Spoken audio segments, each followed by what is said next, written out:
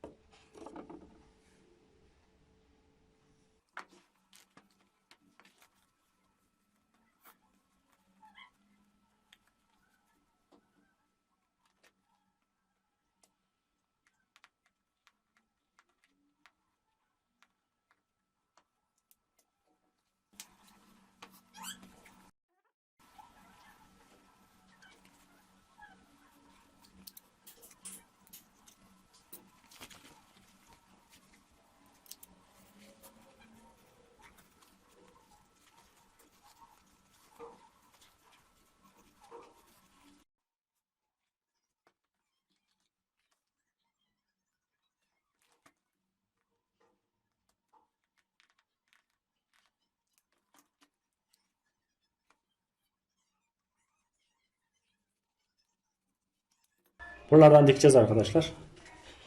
Buraya fermuar dikeceğim. Anneden yardım alacağız dikim için.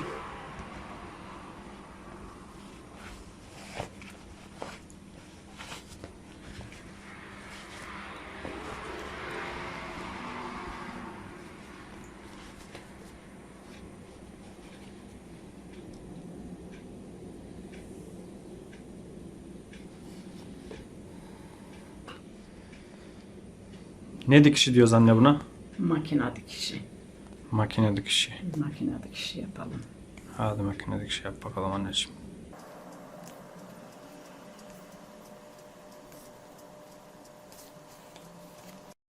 Evet, torbamızın içini kolay boşaltmak için fermuarımızı da dikiyoruz.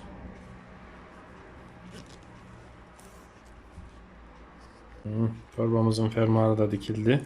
Arkadaşlar bu şekilde boşaltım yapmak için. Şimdi kestiğimiz kontraplak malzemeyi buraya yapıştırıp ilk deneyimizi yapalım. Hadi bakalım.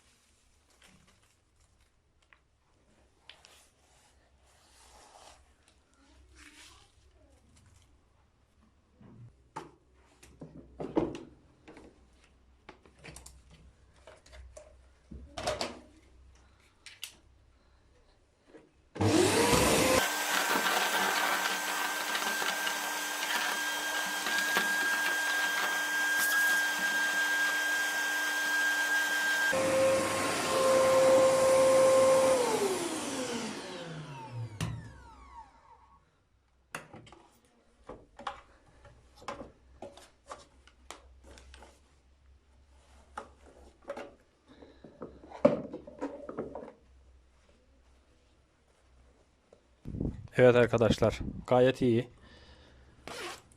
Arkadaşlar izlediğiniz için teşekkür ediyorum. Videomu beğenip kanalıma abone olursanız çok sevinirim. Hoşça kalın, sağlıklı kalın.